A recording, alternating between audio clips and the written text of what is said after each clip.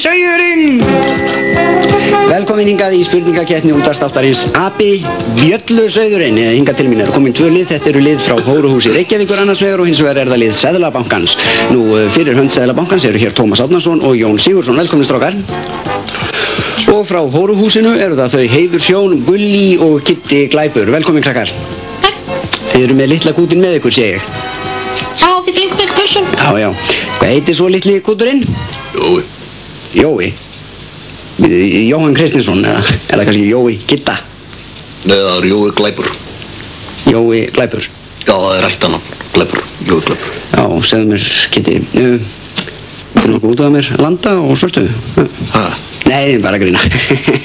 Við skulum bara vinda okkur í keppnina og fyrstu spurningunni er beint til Hóruhússins og spurt er: hvað kostar skverinn? Nei, ég er bara að grína. Spurningin er þessi: hvað kostar brennivínsflaska í ríkinu? Það er 1810, þarna venjuleg flaska, en svo er þarna 2610 lítri. Það er alveg hárrétt. Staðan er þá strax orðin 1-0 fyrir Hóruhúsinu. Nú, næstu spurningu fær Seðlabankinn og hún er svona: hvað heitir gjaldmiðillinn í... Já, nei, þetta er nú kannski ekki sanngjörn spurning að spyrja ykkur seðlabankastjórana að svona löguðu. Vitið þið annars? Gjaldmiðillinn í Margó? Ekki? Yfir til Hóruhúsins, vitið þið það? Er það ekki Dýrahafn? Það er alveg hárrétt. Hvernig vissirðu þetta? Ég hef verið mikið í Marokko. Já, þetta hvernig læt ég. Jæja, næsta spurning, Hóruhúsið.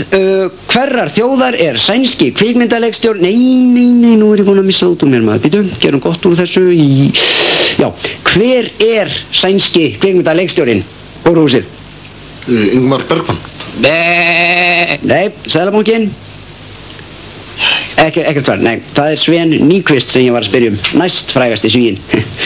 Leiðir sér Svíjarmaður. Já, skiptir ekki máli. Áfram með smjörið, 4. spurningin, og það er Seðlabankinn sem á að svara. Spurt er: í hvaða dómkirkjan... Nei, afsakið, í hvaða borg, segi ég, er dómkirkjan...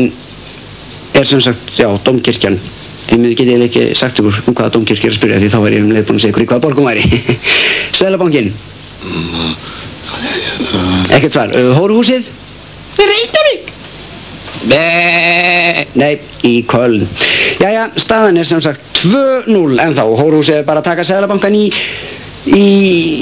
þessari spurningakeppni. Því hjá Hóruhúsinu. Hvernig tilfinningu er það að vera einu sinni sá sem er að en sem sagt ekki gleymið að hefði spurt. 5. spurning, Hóruhúsið.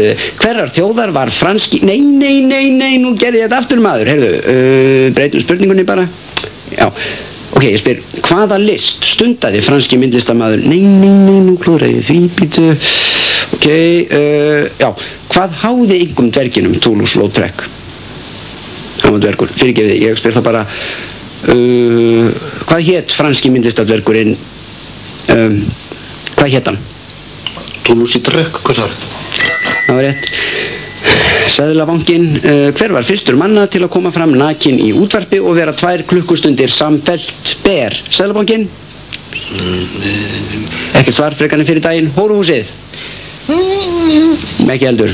Nei, það var kannski ekki vonað að vissi þetta, en þetta var nú ég sjálfur.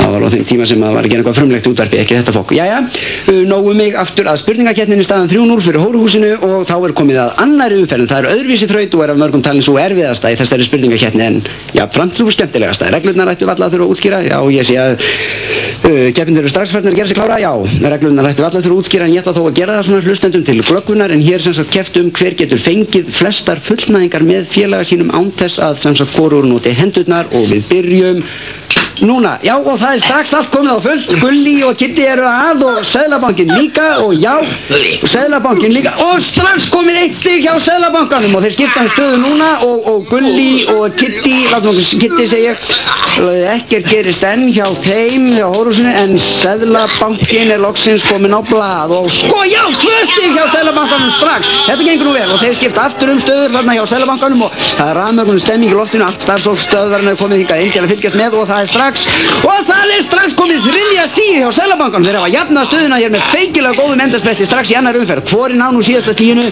Það er mikil kærsla, áreiðslan skín úr hverju andliti og Og það Seðlabankinn sem sjónarmun á undan. Þetta var nú aldrei glæsilegt. Það Seðlabankinn var sjónarmun á undan og það verður þá Seðlabankinn sem kemur hingað á mánudaginn og mætir liði Fósturskóla Íslands í undanúrslitum. Ég þakka bara ykkur þá kærlega fyrir komuna. Bjarni Sauðurinn.